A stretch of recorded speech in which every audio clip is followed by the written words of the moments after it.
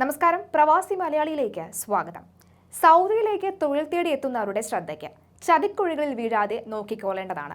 അനധികൃതമായി വിദേശികളെ സൗദിയിലെത്തിക്കുന്നവർക്കും അഭയം നൽകുന്നവർക്കും 15 വർഷം തടവും 10 ലക്ഷം രൂപ റിയാൽ, അതായത് 2 കോടിയിലേറെ രൂപ പിഴയും ശിക്ഷയുണ്ടാകുമെന്ന് ആഭ്യന്തര മന്ത്രാലയം ഇപ്പോൾ ഉത്തരവിറക്കിയിട്ടുണ്ട്. കൂടാതെ നിയമലംഘനത്തിന് ഉപയോഗിച്ച വാഹനങ്ങളും വസ്തുക്കളും കണ്ടുകെട്ടും. അതോടൊപ്പം തന്നെ ഒരാഴ്ചക്കിടെ നിയമലംഘനരായി 12,358 പേരെ അറസ്റ്റ് ചെയ്ത പശ്ചാത്തലത്തിലാണ് ഈ മുന്നറിയിപ്പ്. ഇവരിൽ താമസ കുടിയേറ്റ അതിർത്തി നിയമം ലംഘിച്ചവരും നുഴഞ്ഞുകയറ്റക്കാരും ഉൾപ്പെടും. നിയമലംഘകരെക്കുറിച്ചും സഹായിക്കുന്നവരെക്കുറിച്ചും 911-1999-996 നമ്പറിൽ അറിയിക്കണമെന്നും ആഭ്യന്തര മന്ത്രാലയം അറിയിച്ചിട്ടുണ്ട്. അതേസമയം ജൂൺ 15 മുതൽ സൗദി അറേബ്യയിലേക്ക് കൂടുതൽ പ്രതിദിന സർവീസുകൾ പ്രഖ്യാപിച്ച ഖത്തർ എയർവേസ് സൗദി അറേബ്യയിലെ ദമാം, ജിദ്ദ, മദീന എന്നിവിടങ്ങളിലേക്കുള്ള പ്രതിദിന സർവീസുകളാണ് വർദ്ധിപ്പിച്ചത്.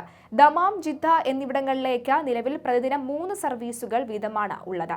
ജൂൺ 15 മുതൽ 2 ഇടങ്ങളിലേക്കും 4 സർവീസുകൾ വീതവും മദീനയിലേക്ക് നിലവിലെ 2 സർവീസുകൾ എന്നത് 3 ആക്കിയുമാണ് വർദ്ധിപ്പിച്ചിരിക്കുന്നത്. പുതിയ സർവീസുകൾ കൂടി തുടങ്ങിയതോടെ സൗദിയിലേക്കുള്ള ഖത്തർ എയർവേസിന്റെ പ്രതിദിന സർവീസുകളുടെ എണ്ണം 13 ആക്കും.